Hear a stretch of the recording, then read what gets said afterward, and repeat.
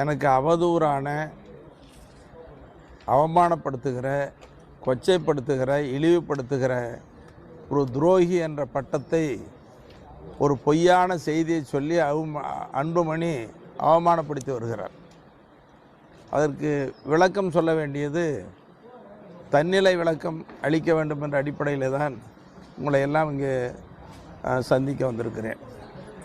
குறிப்பாக மருத்துவரையா அவர்கள் இயக்கம் தொடங்கிய காலத்திலிருந்து இன்னைக்கு வரைக்கும் 46 ஆண்டு காலம் ஐயாவோட இன்றைக்கி இருந்துட்டு வர்றேன். ஆனால் இடையில் அன்புமணி பாட்டாளி மக்கள் கட்சிக்குள் வந்தார்.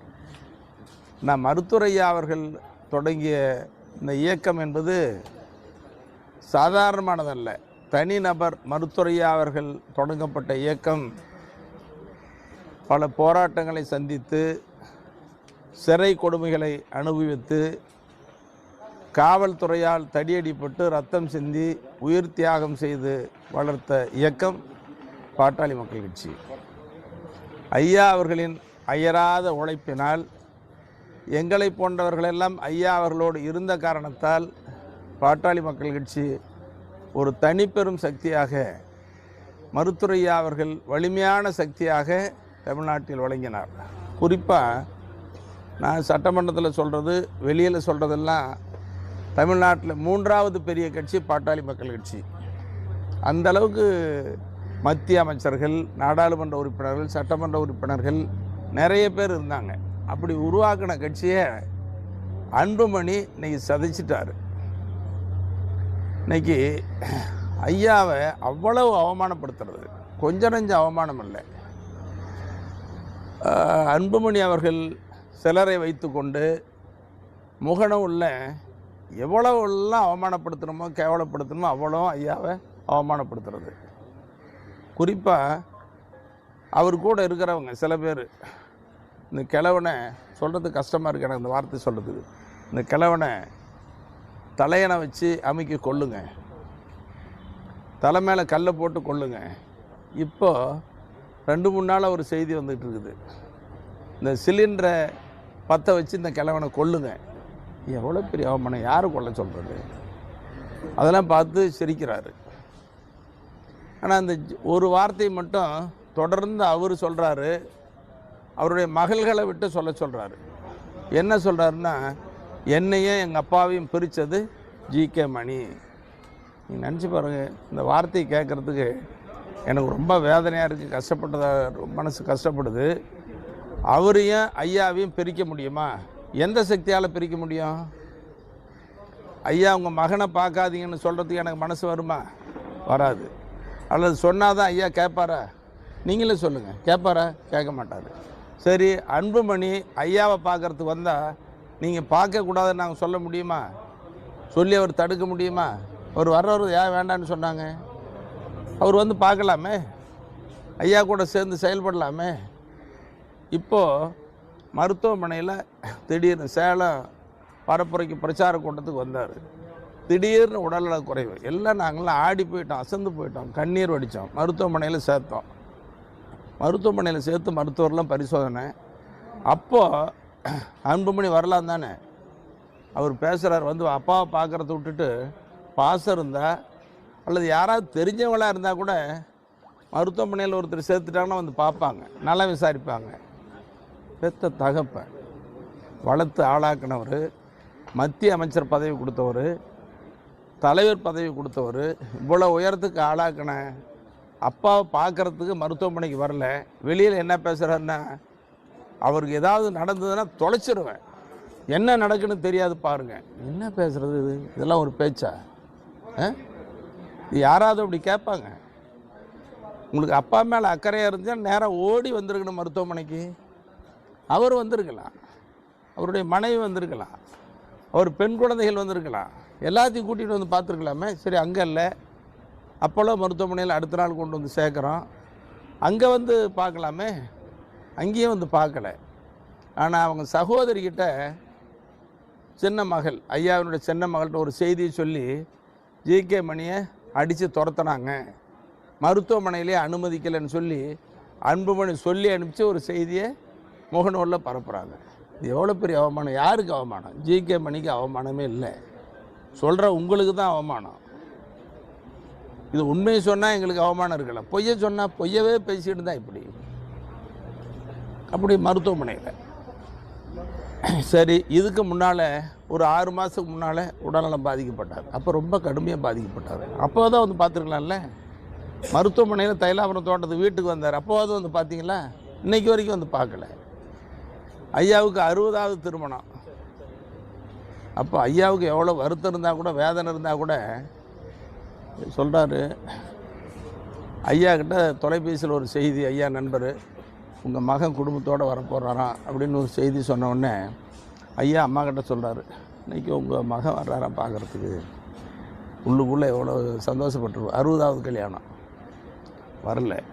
ஐயாவினுடைய பிறந்த நாள் அன்னைக்கு வரல. எந்த நிகழ்ச்சிக்கும் வரல. வராத ஒரு மகன் ஜிகே மணி கூட இருக்கிறான், ஐயா கூட இருக்கிறாங்கிறதுக்கு ஒரே காரணத்துக்காக என்னையும் எங்கள் அப்பாவையும் பிரிச்சிட்டாரு, எங்கள் குடும்பத்தை பிரிச்சிட்டாரு அப்படின்னு இவர் அன்புமணி சொல்கிறாரு. அன்புமணி மகள்கள் அவங்கள விட்டு எங்கள் தாத்தாவை பார்க்க விடாமல் ஜிகே மணி பிரிச்சிட்டாரு. ஏமா நானாக பிரித்தேன்?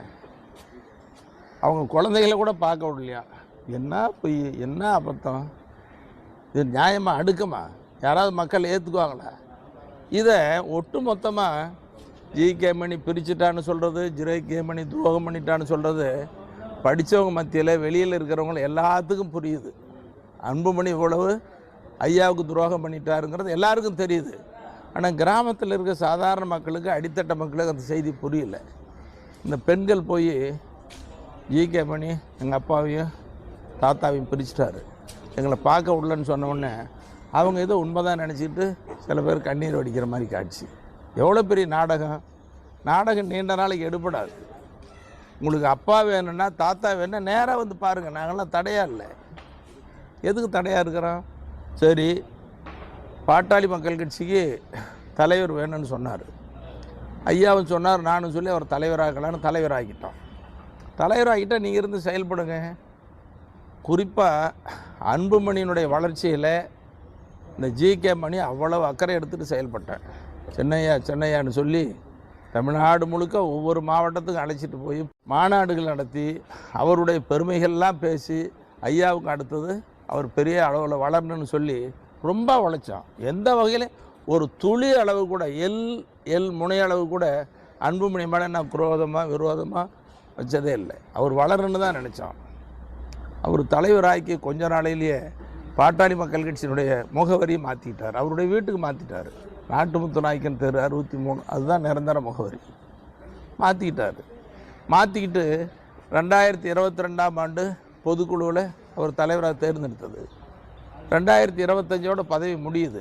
ஆனால் போலியான ஒரு ஆவணத்தை தயார் பண்ணி தேர்தல் ஆணையத்தை கொடுத்து, தேர்தல் ஆணையத்தில் இருக்கிற ஒரு சிலரை கைக்குள்ளே வச்சுட்டு ஒரு கடிதம் வாங்கிட்டார். 2026 வரைக்கும் பதவி இருக்குதுன்னு கடிதம் வாங்கிட்டு, நான் தான் தலைவர், பாட்டாளி மக்கள் கட்சி என்னது தான், மாம்பழ சென்னை என்னதான்னு இன்றைக்கி போலியாக உரிமை கொண்டாடிட்டு இருக்கிறாரு.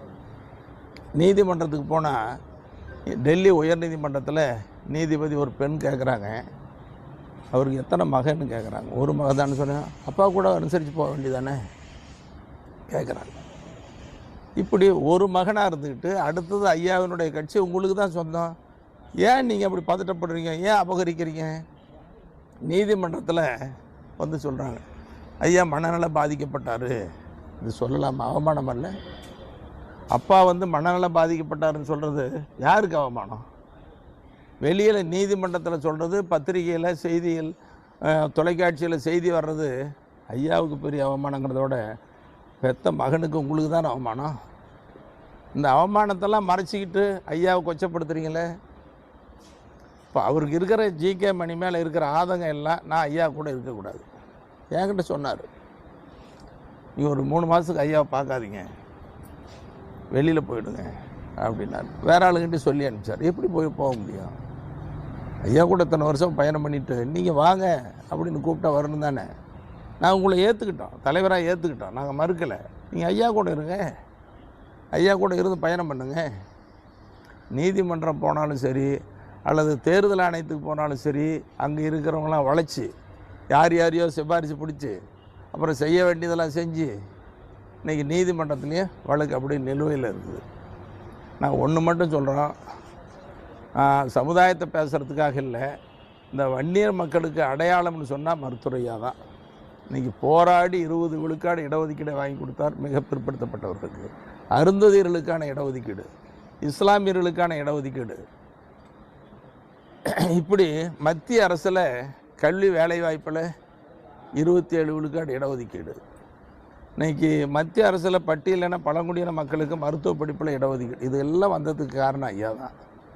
அப்படி இருக்கிற பெருமையை அன்புமணியை இன்னும் சுமந்துக்கிட்டு அந்த பெருமையை எடுத்துக்கிட்டு ஐயா வழியில் நான் போகிறேன்னு சொன்னால் அவருக்கு வளர்ச்சி எப்படி ஏற்படும்?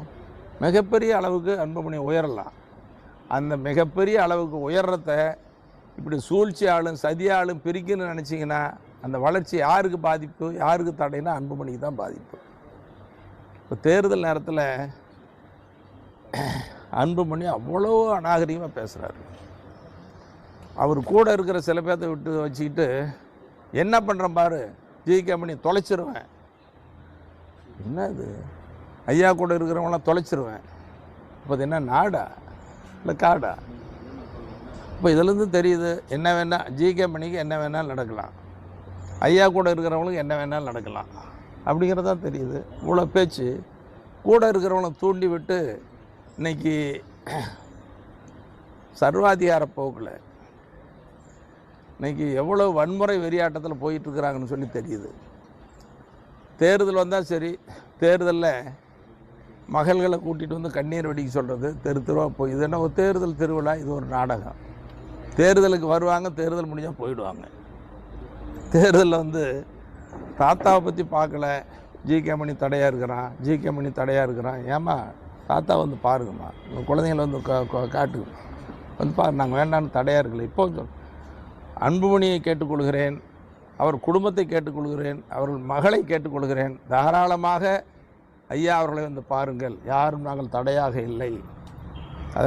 இதனால் மக்களுக்கும் சொல்கிறது, ஊடக வாயிலாக நான் தமிழ்நாட்டுக்கு மக்களுக்கு தெரிவித்துக் கொள்வது, ஜிகே மணியோ மருத்துவரையா அவர்களோடு இருப்பவர்களோ அல்லது செயல் தலைவர் அவர் மூத்த மகளோ பேரன்களோ குடும்பத்தை சார்ந்தவர்களோ ஐயாவோடு இருக்கிற பொறுப்பாளர்களோ யாரும் உங்களுக்கு தடையாக இல்லை. நீங்கள் தாராளமாக வாங்க, ஒன்றா சேர்ந்து செயல்படுங்க. ஒன்றா சேர்ந்து ஐயாவோட செயல்பட்டிங்கன்னா எதிர்காலம் உங்களுக்கு தான். அது மனசில் வச்சுட்டு செயல்படுங்க. தேர்தல் வரும் போகும், வெற்றியும் வெற்றி வாய்ப்பு இழப்பும் மாறி மாறி வரும். அது ஒரு பெரியது இல்லை. ஐயா கூட இருந்த பலம் எவ்வளோ பெரிய சக்தியாக இருந்து பாட்டாளி மக்கள் கட்சிக்கு என்ன நிலைமை? நீதிமன்றத்தில் போய் தலைகுனிவு ஏற்பட்டுருக்குது. இதுக்கு யார் காரணம்? அன்புமணி தானே காரணம். இப்போ பலமான ஒரு கட்சியை பலவீனமான கட்சியை மாற்றினது மருத்துவர் அன்புமணி. அப்போ ஜிகேமணி துரோகி யார் துரோகிங்கிறத ஊடக நண்பர்கள் நீங்களும் தமிழ்நாட்டு மக்களும் எண்ணி பார்க்கணும். ஜிகேமணி துரோகியே அல்ல, ஐயாவினுடைய உண்மை விசுவாசி, உண்மை தொண்டன். 46 வருஷம் அப்படி துரோகம் பண்ணிட்டு போகணுன்னு நினச்சிருந்தா வேறு கட்சியில் எத்தனையோ கட்சியில் கூப்பிட்டாங்க, எவ்வளோ பதவி. நான் சுயேட்சை நின்று 1986 சேர்மேனு. அன்றைக்கி அமரர் எம்ஜிஆர் கூப்பிட்டார், போயிருந்தால் அதிமுக ஆட்சி வர காலத்தெல்லாம் அமைச்சராக இருந்திருக்கலாம். அதுக்கு 1972 கலைஞரை சந்தித்தேன். கலைஞர் சொன்னார், அன்றைக்கி ஒரு பள்ளிக்கூடத்துக்கு நான் ஆசிரியர், அந்த பள்ளிக்கூடத்துக்கு 1972 அங்கீகாரம் கொடுத்தவர் கலைஞர். அவர்கிட்ட சொல்லியிருந்தா நான் போயிருந்தா இருந்திருக்கலாம். ஆனால் இல்லை, அதெல்லாம் எங்களுக்கு ஆசை இல்லை. நான் ஐயா கூட இருக்கணுங்கிறதுக்காக தான் இருக்கிறோம். இப்போ தம்பி முகுந்தன் வந்திருக்கிறாரு, எங்கள் செயல் தலைவர் வந்திருக்கிறாங்க. என்ன பதவி ஆசைப்பட்டால் வந்தாங்க? ஐயாவை பாதுகாக்கணும். ஐயா கூட இருக்கிறவங்க அத்தனை பேரும் பதவிக்காக இல்லை, ஐயாவை பாதுகாக்கணும், ஐயாவுடைய கொள்கைப்படி நடக்கணும்னு தான் இருக்கிறாங்களே தவிர பதவிக்காக வரல. முதல்ல இயக்கம் ஆரம்பித்தப்போ நாங்களாம் எல்லாம் வந்தோம். எதுக்காக? அப்போ தேர்தலில் போட்டியிடுறது என்னமே இல்லையே. அப்படிப்பட்ட தொண்டர்கள் தான் இன்றைக்கி ஐயா கூட இருக்கிறாங்க. ரத்தம் சிந்தினவங்க, ஜெயிலுக்கு போனவங்க, தடியடிப்பட்டவங்க, உயிர் தியாகம் பண்ணவங்க. இப்படிப்பட்ட வரலாறு கொண்ட பாட்டாளி மக்கள் கட்சியை சிதைச்சிட்டு ஐயாவை அவமானப்படுத்திக்கிட்டு இந்த கட்சியை அபகரிக்கலான்னு நினச்சா அது நடக்காது. நீதி தர்மம் நியாயம் வெல்லும். தர்மத்தின் வாழ்வுதனை சூது கவும், தர்மம் மீண்டும் வெல்லுன்னு சொல்கிறாங்கல்ல, அது ஐயா பக்கம் நிற்கும். இன்றைக்கி நீதிமன்றத்தில் வழக்கு இருக்குது, நீதிமன்றத்தில் வழக்கு முடியல. இப்போதைக்கு அபகரிச்சதை நாடகம் பண்ணலாம் தவிர அது மற்றவங்களாம் வளைச்சி போட்டு தேர்தல்னால அதை தள்ளி போடப்பட்டிருக்குது. மீண்டும் ஐயா தான் நிறுவனர், ஐயா தான் தலைவர், ஐயா தான் பாட்டாளி மக்கள் கட்சி, ஐயா தான் மாம்பழ சின்னங்கிறது கட்டாயம் நிரூபிக்கப்படும். அதனால் எந்த மாற்றமும் இல்லை. ஐயாவை நம்பியவர்கள், ஐயாவோடு இருப்பவர்கள் உண்மை விசுவாசிகள். ஐயாவுக்கு துரோகம் செய்தவர்கள் யார் என்பதை இந்த தேர்தல் அடையாளம் காட்டியிருக்கிறது. ஆகவே ஐயா இல்லைன்னு சொன்னால் இந்த இயக்கம் இல்லை, ஐயா தான் இயக்கம். அதனால் ஐயா அவமானப்படுத்தாதீங்க, கொச்சப்படுத்தாதீங்க. ஐயா தான் அடையாளங்கிறத மனசில் வச்சுக்கிட்டு செயல்பட வேண்டும் என்று கேட்டு, நாங்கள் பிரிக்கிற துரோகி நான் ஜி.கே. மணி துரோகி, செயல் தலைவர் திருமதி ஸ்ரீகாந்தி அம்மையார் அவர்கள் துரோகி, அப்புறம் இன்னும் இருக்கிறவங்களாம் துரோகி. பக்கத்தில் இருக்கிற தம்பி முகுந்தன் மாமாவுக்காக எவ்வளோ உறுதுணையாக இருந்தார், எவ்வளோ கஷ்டப்பட்டார். அவர் மேலே இன்னைக்கு ஈட்டியில் குத்துறது, ஐயா கூட இருக்கிறவங்களாம் அசிங்கப்படுத்துறது, அவமானப்படுத்துறது, இதுவாக வேலை? இது நல்லதில்லை. தேர்தலுக்காக எதையும் செய்யாதீங்க. தேர்தல் வரும் போகும், பதவி பெருசு இல்லை. இப்போது சட்டமன்றத்தில்னு சொல்கிறாரு, ஒரு தடவை சட்டமன்றத்துக்கு போகணும். அன்றைக்கு முக்கியமான தீர்மானம் வருது, அந்த தீர்மானத்தில் பாட்டாளி மக்கள் கட்சி பேசணும். அப்போ பேசும் பொழுது பத்திரிகையாளர் சந்திப்பு வாங்கன்னு கூப்பிட்டாரு, போனோம். சட்டமன்றத்தில் இடையில் வந்தோம், நானும் சட்டமன்ற உறுப்பினர்லாம் வந்தோம். இந்த தீர்மானம் வர்றதுக்கு நேரம் ஆகிடுச்சு, போகணுன்னு சொன்ன உடனே என்ன சட்டமன்றத்துக்கு போய் கிளிக்க போகிறீங்க? உங்களுக்கு தெரியும், நாடே சிரித்தது அவர் பேச்சு கேட்டு. என்ன இப்படி பேசுகிறாரு? அப்போ சட்டமன்றத்துக்கு போய் ஒன்றும் போகாதவங்க, ஒன்றும் செய்ய முடியாதுன்னு சொல்கிறவர், நீங்கள் எப்படி சட்டமன்றத்துக்கு போட்டிடுறீங்க? சட்டமன்ற தேர்தலில் உங்கள் கூட இருக்கிறவங்க என்ன செய்ய போகிறாங்க நினச்சி பாருங்கள். நாடாளுமன்றத்தில் உங்களுடைய நிலைமை எப்படி செயல்பாடுன்னு நான் சொல்லலை, ஊடகங்கள்லாம் வெளியிட்டாங்க. அதனால் மக்களோட நெல்லுங்க, மக்கள் பிரச்சனையை கையில் எடுங்க. இன்னொன்று கேட்குறேன், இன்றைக்கி அவரோடு இருக்கிறவங்களுக்கும் சரி மற்றவங்களுக்கும் சொல்கிறேன், ஐயா நிர்வாக குழு கூப்பிட்டு அல்லது அவரையும் நேரில் வச்சு என்ன சொன்னார், நீங்கள் கட்சிக்காரங்களோட பேசுங்க, கட்சிக்கு போங்க. நீங்கள் ஐயாவுக்கு என்ன நல்ல மனசு இருந்தால் ஒன்று நினச்சி பார்க்கணும், மகன் வளரணும் மேலே வரணும்னு சொல்லி இளைஞர் சங்கம், மாணவர் சங்கம், மகளிர் சங்கம், தொழிற்சங்கம், பல அமைப்புகள் இருந்தால் கூட அவர் தனியாக வளரணும்னு சொல்லி அன்புமணி தம்பிகள் படை, அன்புமணி தங்கைகள் படைன்னு அமைப்பை உருவாக்கி அன்புமணி அன்புமணி அன்புமணி சின்னையா சின்னையான்னு சொல்ல வச்சார், அவர் வாயால் சொல்ல வச்சார். இப்போ என்ன நல்ல மனசு இருந்தால் அதை செஞ்சுருப்பார். அவருக்கு காரணம், இவர் முக்கியமான காரணம் வந்துட்டு ஜி.கே. மணி அவர்கள். அதுதான் நான் சொல்லணும். அது வந்து ஒரு டைம் ஐயாவுக்கு வந்து இந்த ஆலோசனைகளையும் இந்த ஐடியாஸ் இது எல்லாத்தையுமே கொடுத்தது வந்து இங்கே இருக்கிற கௌரவ தலைவர் அவர்கள். இன்றைக்கி வந்து அவங்களுக்கு வேணும்னா கௌரவ தலைவரை தொட்டுக்க எல்லாத்துக்கும் வந்து ஊர்காவை தொட்டுக்கிற மாதிரி எதுக்கு எடுத்தாலும் ஒரு நெரேட்டிவ் ஒன்று செட் பண்ணிவிட்டு அதில் வந்துட்டு கௌரவ தலைவர்னால தான் இது, கௌரவ தலைவர்னால தான் இதுன்னு சொல்கிறது வந்து கரெக்டாக இருக்காது. நீங்கள் வந்து உங்களுக்கு ஒரு டைமும் ஐயா கிட்டேருந்து ஒரு விஷயம் நீங்கள் கேட்கும் போதும் சண்டை போட்டு கடுமையான சொற்களால் கடுமையான இது கோபத்தை சம்பாதிச்சது வந்து ஜி.கே. மணி. இதை நான் ஏன் வந்து சொல்கிறேன் அப்படின்ற இந்த இடத்துல, ஏன்னா நான் இருந்திருக்கேன், நான் ஒரு டைம் பார்த்துருக்கேன். இந்த தைலாவர தோட்டத்தில் ஒரு டைமும் அவருக்காக பேசுறது வந்து 2-3 பேர் பேசும்போது அதில் முதலாளாக பேசி திட்டு வாங்கினது இவர் தான். எத்தனை பேர் பேசாமல் இருந்தாங்கன்னு எனக்கு தெரியும். அவங்க எல்லாம் அங்கே இருக்காங்க. யாரெல்லாம் அவருக்கு எதிராக பேசினாங்களோ அவங்க இன்றைக்கி வந்து பதவி சுகத்துக்காகவும் இந்த எம்எல்ஏ சீட்டுக்காகவும் அங்கே இருக்காங்க. அவருக்காக நின்று சண்டை போட்டு அவருக்கு தேவையானதை பண்ணி கொடுத்தது ஜி.கே. மணி. அவர் தம்பி முகுந்தன் சொல்கிறது உண்மை, 100க்கு 100 உண்மை. ஏன்னா அவர் சிலதெல்லாம் விரும்புவார். அவர் விருப்பத்துக்கு ஐயா துணையாக இருக்க மாட்டார், ஆதரிக்க மாட்டார், ஏற்றுக்க மாட்டார். இப்போ உதாரணத்துக்கு ஐயா ஆரம்பத்தில் நானும் என் குடும்பத்தை சார்ந்தவர்களாக பதவிக்கு போக மாட்டேன்னு உறுதி எடுத்துக்கிட்டார், சத்தியம் பண்ணிட்டார். அதில் உறுதியாக இருந்தார். அப்போ எல்லாரும் விரும்புகிறத கேட்டுட்டு நானும் ஐயாவிட்ட ரொம்ப வற்புறுத்தி சண்டை போட்டு அப்புறம் மத்திய அமைச்சர், ராஜ்யசபா உறுப்பினர், எம்பி வாங்கினாங்க. அன்றைக்கெல்லாம் இணைச்சது இது அவரே அன்புமணியே பேட்டியில் சொன்னார். மணி சார், 25 வருஷம் நீங்கள் வந்து பாமக தலைவராக இருந்தீங்க, எல்லாருமே தியாகச்சம்மன் சொன்னாங்க. அப்படி இருக்கும்போது உங்கள் பையனுக்கு பாமகவில் பதவி கொடுத்தாங்க. திடீரென்று உங்கள் பையன் காங்கிரஸ் கட்சியில் போட்டிடுறாரு.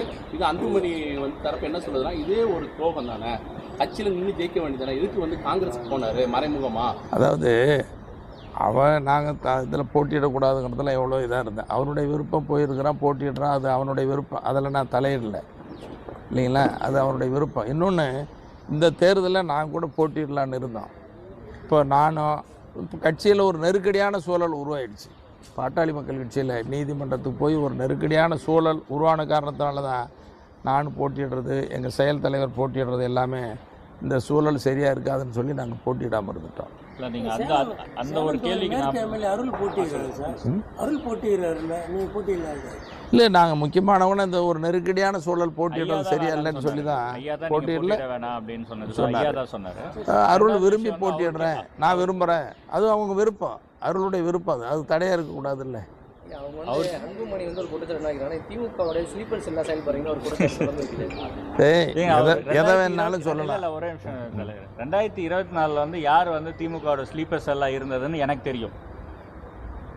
இதுக்கு நான் பேசுகிறேன். ஐயா வந்து இந்த குற்றச்சாட்டுக்கு ஆதாரம் இருக்குது, எனக்கு என்கிட்ட இருக்குது. அதான் சொல்கிறேன்ல, யார் ஸ்லீப்பர் செல்லாக இருந்ததுன்னு எனக்கு தெரியும். அவர் ஸ்லீப்பர் செல் நிறையா டைம் மாறி மாறி இருப்பார். ஓகேவா? 2024 ஒட்டுமொத்த கட்சி நிர்வாகிகளும் கட்சி தொண்டர்களும் எதிர்பார்த்த கூட்டணி அமையாமல் இருந்ததுக்கு காரணம் யார்? அதில் வந்துட்டு யார் வந்துட்டு அதில் வந்து பயனடைந்தது யார்? எந்த கட்சி பயனடைந்தது? இல்லை, நான் இப்போ உங்களுக்கு புரியுதில்ல, இப்போ யார் பயனடைந்தது? அப்போ யார் ஸ்லீப்பர் செல்? பிஜேபியோட கூட்டணி போனதுக்கு காரணம் யார்? அது எல்லாருக்குமே தெரியும், அன்புமணி அவர்கள் தான்ன்றது. ஐயா வாயிலேருந்து சொன்னது, அதுக்கான ஆதாரங்களும் இருக்குது, நான் இது பண்ணுறேன். உண்மையாலுமே கேட்குறேன், அப்போ அதில் பயனடைந்தது திமுகனா அப்போ யார் திமுகவோட ஸ்லீப்பர் செல்? ஐயாவோட இருக்குன்ற ஒரே ஒரு காரணத்துக்காக அவர் எதுக்கு எடுத்தாலும் திமுகன்னு சொல்கிறதுக்காக இவரையும் திமுகவில் சேர்த்துடுறாரு. இதை தவிர்த்து என்னைக்கு இவர் திமுகக்காக இவர் பேசினார், என்னைக்காக திமுகவோட ஸ்லீப்பர்ஸ் எல்லாம் என்ன ஆதாரம் இருக்குது? என்னோட ஒரே கேள்வி, என்ன ஆதாரம் இருக்குது? அதாவது இருங்க, இப்போ திமுக ஸ்லீப்பர் செல்லுன்னு அவர் கேள்வி கேட்டார். திமுகவுக்கு இப்போது அது திமுக ஆட்சியாக இருந்தாலும் சரி, அதிமுக ஆட்சி காலத்துலேயும் அரசாங்கம் செய்கிற நல்ல திட்டங்களை வரவேற்பதும், செய்ய வேண்டியதை தவறுனா சுட்டி காட்டுறதும் மருத்துவரையா வழியில் அந்த ஜி.கே. மணி எப்பவும் தவறுறதில்லை. அப்படி தான் இருந்திருக்கிறோம்.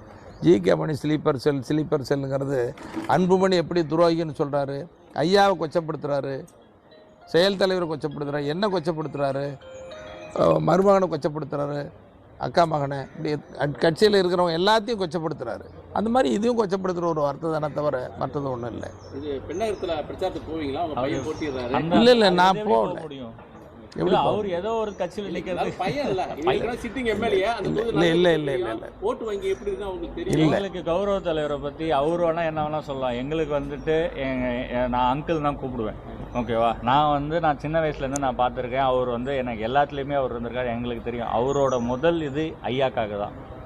அவரோட முதல் இது, அதுக்கப்புறம் தான் குடும்பம், பையன், இது எல்லாமே வரும். கட்சியாக ஐயானா ஐயாவுக்கு அப்புறம் தான் கட்சி, அதுக்கப்புறம் தான் குடும்பம்னு வரும். அதுக்கு நான் எனக்கு தெரியும், நான் பார்த்துருக்கேன், கண்ணு கூட பார்த்துருக்கேன், நான் பார்த்துட்டும் இருக்கிறேன். ஏன்னா ஐயா கிட்ட எவ்வளோ திட்டு வாங்குறாருன்றதை நான் பார்க்குறேன். அதாவது நீங்கள் எல்லாருமே சொல்கிறீங்க ஜி.கே. மணி வந்து நான் இன்றைக்கி நான் சொல்ல வேண்டிய கட்டாயத்தில், ஏன்னா நேற்று வந்து குடும்பத்தை பிரித்ததுக்கு இவர்தான் என்ன எனக்கு ஒன்றும் புரியல. அந்த ஒரு கோவத்தில் தான் நான் வர வேண்டியதாகிடுச்சு. நான் இவ்வளோ நாள் நான் இது வரைக்கும், ஏன்னா எனக்கு தெரிஞ்சவங்க இருக்க முக்கால்வாசி பேர் என்கிட்ட நீங்கள் பேட்டி கேட்டிருக்கீங்க. இது வரைக்கும் நான் பதிலே நான் எதுவுமே நான் கொடுத்தது கிடையாது. அதாவது எத்தனை டைம் அங்கே வந்து பக்கத்தில் உட்காந்துட்டு ஐயா இல்லை ஐயா சேர்ந்து தான் ஐயா நல்லாயிருக்கும், சேர்ந்து தான் நல்லா இருக்குன்னு சொல்லும் போது ஐயா எவ்வளோ திட்டு வாங்கியிருக்காரு, கடுமையான சொற்களில் திட்டு வாங்கியிருக்காருன்றது நான் கண் கூட பார்த்துருக்கேன். இருக்கிறதுலே உண்மையாலுமே அதிக டைம் திட்டு வாங்கினது இவர் தான்.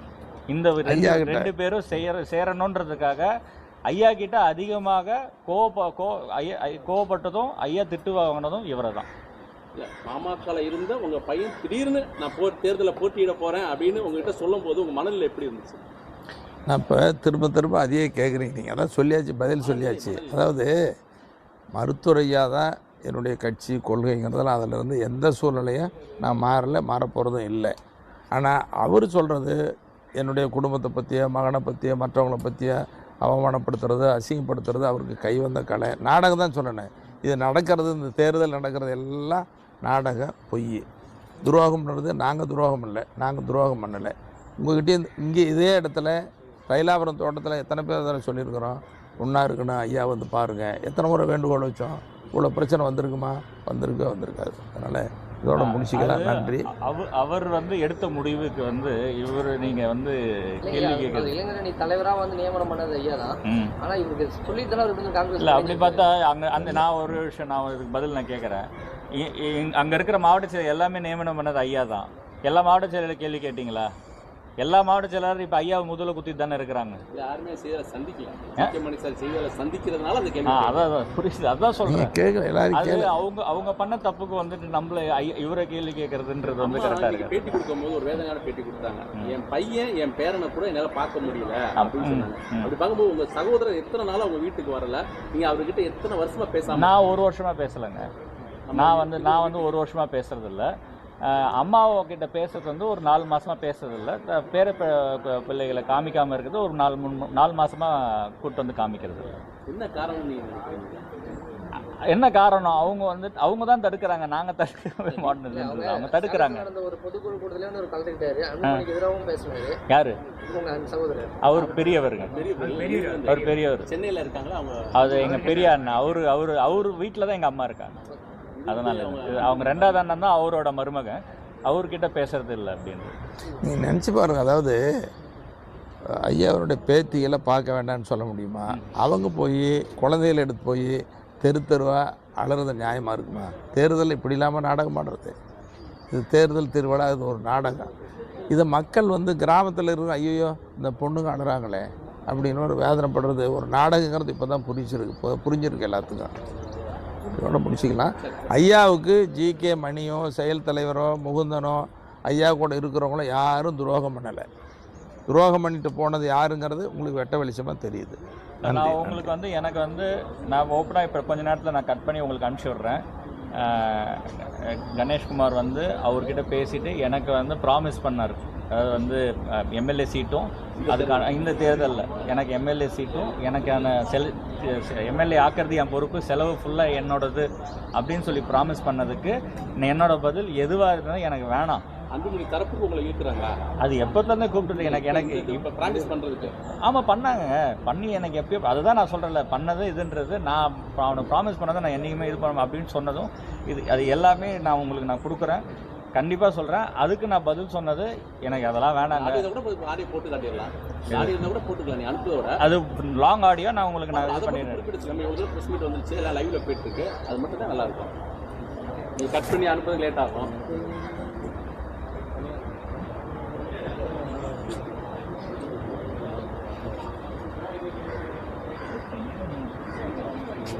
நான் உங்களுக்கு கட் பண்ணி அனுப்புகிறேன். நான் அது சரி லாங்காக இருக்கு. அந்த பாயிண்ட் மட்டும் பேச நல்லா இருக்கும். அந்த பாயிண்ட் அதுதான். நான் உட்காந்து இதுவாக இருக்கிறது எடுத்து இது பண்ணுறதுக்கே டைம் ஆகும். அதனால தான் நான் கட் பண்ணி அந்த சிஸ்டமில் போட்டு கட் பண்ணுறது.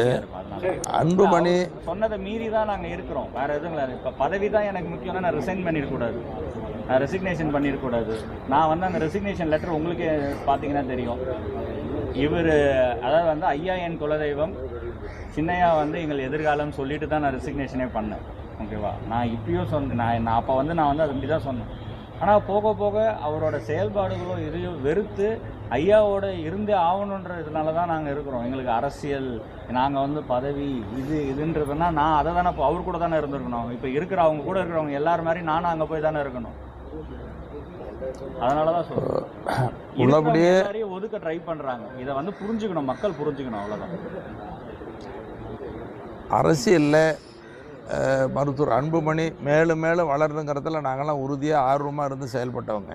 அவர் வளரணுன்னு சொன்னால் அவர் வளர்ச்சிக்கு ஐயா கூட இருந்தால் தான் வளர்ச்சி ஏற்படுமே தவிர ஐயா விட்டு பிரிஞ்சு போனால் அவர் வளர்ச்சி எந்த காலத்துலேயும் ஏற்படாது. அதனால் ஐயாவை துரோகம் பண்ணாதீங்க, ஐயாவை கொச்சப்படுத்தாதீங்க, ஐயா கூட இருக்கிறவங்கள அவமானப்படுத்தாதீங்கன்னு சொல்லி இந்த நேரத்தில் தமிழ்நாட்டு மக்களுக்கு உங்கள் மூலமாக வேண்டுகோள் விடுத்து, இந்த நடைபெறவுள்ள சட்டமன்ற தேர்தல் களம் இப்போ போயிட்டுருக்குது. இதில் ஐயா அவர்களால் நிறுத்தப்பட்டிருக்கிற ஐயாவின் ஆதரவு வேட்பாளர்களுக்கு அந்தந்த தொகுதியில் இருக்கிற வாக்காளர் பெருமக்கள் வாக்களித்து வெற்றி பெற செய்யணும். இது ஐயாவுக்கு செய்கிற எல்லாத்துக்கும் சிலிண்டர் சின்னத்தில் வாக்களித்து வெற்றி பெற செய்யணும். அதேமாதிரி தோழமை கட்சி சார்பில் போட்டியிடக்கூடிய அந்த வேட்பாளர்களுக்கும் வாக்களித்து வெற்றி பெற செய்யணும்னு சொல்லி மருத்துவர் ஐயா அவர்கள் சார்பில் உங்கள் மூலமாக வேண்டுகோள் வைக்கிறோம்.